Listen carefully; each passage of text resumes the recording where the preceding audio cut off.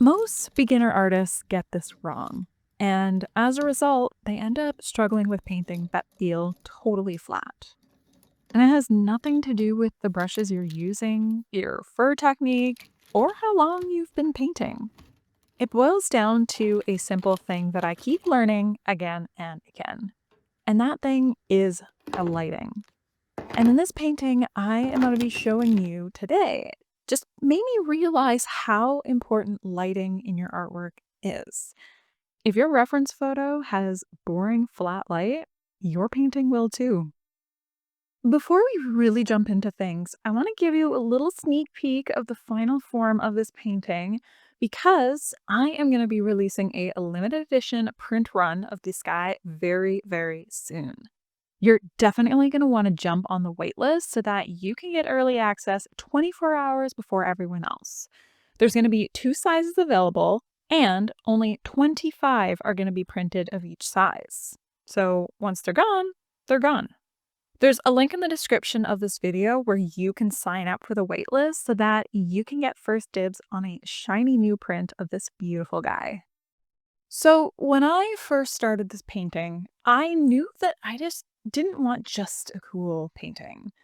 I wanted to say something with it. And I kind of had vibes that I wanted to paint a big cat of sorts because obviously, when do I not want to paint a big cat? But I wanted it to be kind of laying in a soft bed of flowers. Something that's kind of girly, really pretty. But I knew pretty wasn't going to be enough. That wasn't just going to scratch that itch of what I was craving. So, what ended up giving this painting its power was the lighting. That strong beam cutting across the canvas that you saw in the little sneak peek when I was talking about the prints, that wasn't in the original reference photo. I had to build it in myself, and honestly, I think it completely transformed everything about this painting. Strong lighting has always been a favorite thing for me to work with in artwork. It's fun, it's interesting, it's dramatic. And that strong lighting always really shows off the shape and the form of whatever you're painting so much better, and it just, I don't know, it results in a much more 3D feeling thing. It could definitely be tricky though, especially if the reference photo you want to work with doesn't have that dramatic lighting already baked in, which was definitely the case for this guy. I knew I wanted to paint a white tiger that was lounging in a bed of flowers, but unsurprisingly, I couldn't really find any reference photos that were hitting all of those marks, especially if I wanted it to have dramatic lighting. So, my process of finding the reference photos basically meant that I had a lot of work to do. So many artists, especially early on in their painting career, they pick reference photos that are evenly lit. Maybe they leap at a photo because everything is in crystal clear detail and they think that's the most important thing. And it makes sense. Those images that have everything in perfect detail and that are evenly lit, they're really easy to see. But the problem is, they're also so flat. There's no drama, there's no depth, and there's no shadows to sink your teeth into. And that all usually ends up translating to your artwork as well. If your subject in your reference photo is lit like a boring passport photo, it's kind of gonna feel like one too. And lighting, it just, I don't know, it helps to tell a story. It just gives it form. And then when you learn to play with light intentionally, your artwork is going to start to feel more alive almost instantly. And it can be a really big part of the storytelling behind your artwork as well. And that's why my process of planning my next painting is always a pretty intensive one. Rarely do I just jump into a new piece of artwork. I mean, sometimes, but they're not the really big pieces. Those are little pieces that I do for play or just to scratch an itch or when I just want to have some fun behind my easel. But when I know that I have a bigger painting kind of brewing in my head, I let that idea percolate for a while, kind of taking form, seeing where things go, workshopping it a little bit, and just letting inspiration do its thing while still knowing that I kind of have to push it along a little bit sometimes. And then when I'm actually searching for reference photos that are going to match my vision, I'm usually looking for some very specific things. And lighting is a huge component of that. But like I kind of mentioned before, depending on what you're painting, finding your perfect reference photo can definitely be a little bit of a tall order sometimes, and it just might not happen. So that's where you kind of have to rely on some artistic license. This particular painting, I created my final reference photo from like 6 or 7 different photos. A bunch of them of tigers, bunch of them of flowers, and little side note, I realize now I should have been even more intentional about my reference photos for my flowers because I struggled so hard because I was making up things as I went along because I didn't have good reference photos for my flowers. So, lesson for next time is to also pay attention to the reference photo for flowers, especially since I'm not used to painting them. But, anyways, this particular reference photo, I Frankensteined from 7 or 8 different photos, and even still, it didn't have the lighting that I wanted, so I had to basically create my own lighting. I decided where I wanted that light source in my painting to be, and based on my existing knowledge of what tigers look like and, what their bodies are shaped like, I had to kind of make things up. And yeah, I'm sure it's not totally correct, but I'm pretty happy with it. And I think that is painting dramatic lighting is just such an easy way to make your artwork look just so much more interesting and honestly, so much more fun because you get this huge range of values that you get to play in. And then suddenly you have this whole half of your animal that is in deep shadow and it gives you an opportunity to really play with different textures and also play with how much detail you're willing to put in there. And when you have an area that is in bright light, you get to see how color reacts differently. There's just so much more going on, so much more fun. And I honestly loved every moment of this painting. Okay, that's a lie. I had many moments of intense frustration painting those stupid flowers, but we learn things every day. So once I had my reference photo in place and I had my sketch going, I basically did what I always do is I like to tone my canvas. And a little secret, because you might have been thinking, this painting looks a little strange, this base that you're working on. Yeah, I repainted over an old painting, another tiger, that I just wasn't vibing with anymore, and I just basically painted over it. And I'm really happy that I did because it kind of feels like a fun little secret knowing that there is another tiger underneath. Yeah, and it's just one of those things where if you aren't loving the artwork that you're working on, that piece doesn't have to go to waste. You can always turn it into something fresh. But yeah, so I ended up repainting over it, gave everything a warm wash of just a middle tone brown. I always do this. It's such a pain to be able to paint on a white canvas. Just having that middle tone, it lets you build up your values much more easily early on because you're not fighting against you already are working on a surface that has your brightest brights and you can only go darker. But if you're starting on a middle tone, it just makes it easier to build up both your shadows and your highlights at the same time. And I find just pulling from a like warm brown for that base just adds a certain warmth to things. And it's always just perfect for wildlife. But yeah, once I had my base and my sketch in place, it was time to start painting.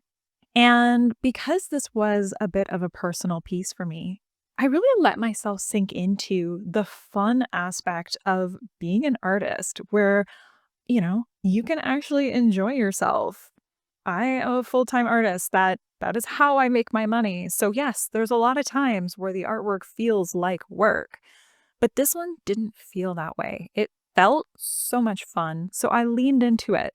I put on a great, hilarious, quirky audiobook, and I had snacks and tasty beverages.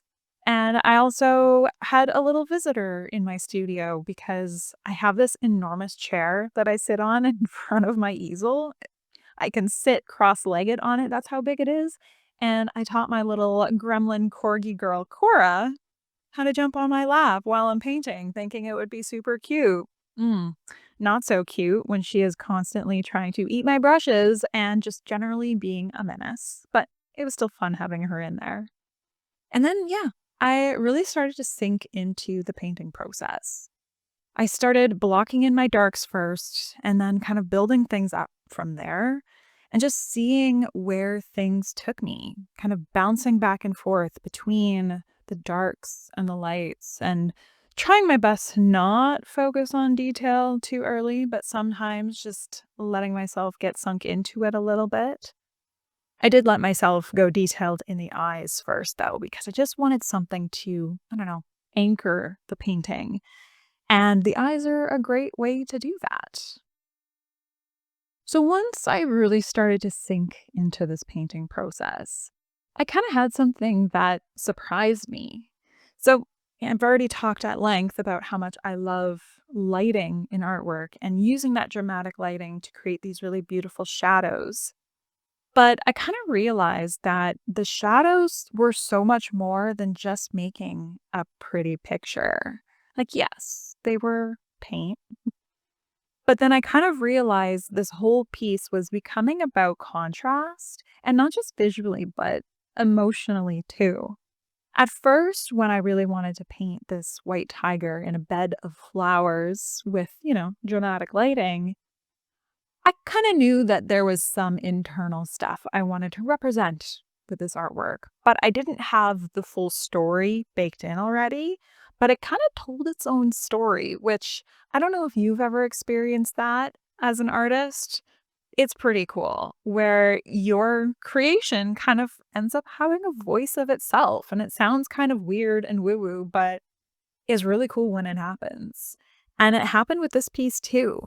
This tiger that I was painting, it didn't really feel fierce in the traditional sense. It's not roaring, it's not baring its teeth. Doesn't seem like that traditional sort of warrior vibe that really cool tiger paintings can give. It's just there resting. But the resting and that stillness somehow felt really powerful. And the shadows, they just kind of made it feel deeper and more grounded. Like this tiger wasn't trying to prove anything, but you still wouldn't want to mess with it. It was surrounded by beautiful things, but there was a layer of darkness to things that just felt powerful. And I know it sounds kind of weird to say, but I ended up kind of feeling seen by this tiger as I was bringing it to life. Because it's one of those things is as you grow as a person and you experience life, you pick up a lot of emotional scars, and that's just the reality that is life. You go through phases of intense grief and trials and tribulations and all of those things that make us human. And those things, if we let them, can become a really beautiful part of your personality. And I love the idea of there being beauty in the shadows. I know that based on my current experiences and as a human, the things that I've been through, especially the really, really hard things that I've been through as a human, they're part of me. And maybe it's because I've done the work to process them in a more beneficial way. But those shadows that I hold near and dear to my heart, they kind of feel a little bit like my superpower.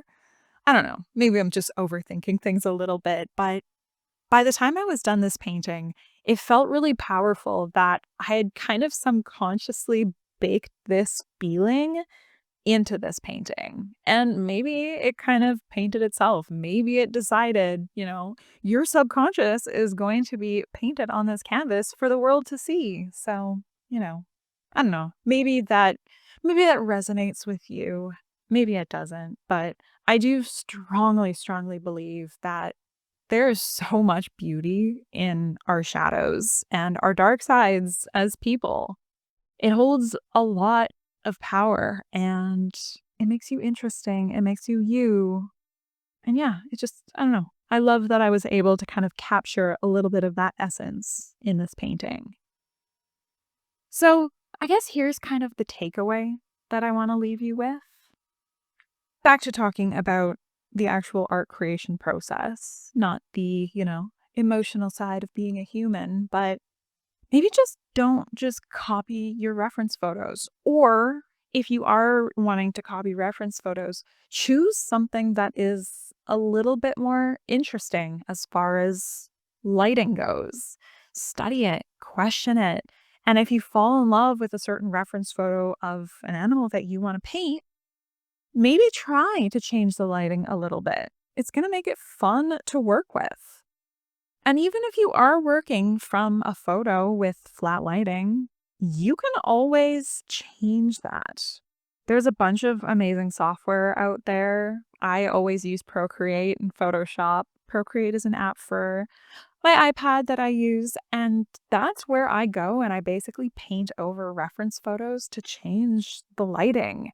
And yes, it does require you to have an understanding of what that 3D shape is and the way that light is going to react with it. But it's a way that you can turn these reference photos into something that is much more powerful and much more unique to your process. And if you ask me, I think it's just going to make for stronger, richer, and just better artwork in general. So try playing around with it. And maybe you haven't even really thought about how lighting is going to affect things in your artwork. So maybe this is your first time really thinking about it. So if that's you, I invite you to scroll through photos of animals and start to ask yourself, okay, what kind of lighting am I seeing here? And just kind of seeing where things go, changing the way you look at things. Lighting is one of the easiest ways to make interesting artwork, but it's also a great way to change your art so that it tells more of a story. So this painting, it ended up being really personal to me. I felt like I was painting parts of myself that I usually hide, but instead it kind of felt like that quiet power, the softness and strength that doesn't need to be loud is shining through in this piece. And I wanted to share that with others. So, yeah, I'm releasing this limited edition run of fine art prints of this piece. Like I mentioned earlier, there's only going to be 25 prints available in each size. Once they're gone, they're gone. And if you want early access to that launch, sign up at the link below. I'll send you a note as soon as they go live. Artwork doesn't have to be loud to be powerful, and sometimes your shadows, the ones you try to paint over or hide, sometimes those are the very things that make you and your work beautiful. So next time you sit down to paint, ask yourself, where is that light coming from? And what is hiding in the shadow? That's where the good stuff lives. Thank you so much for watching this video, and I will see you in the next one.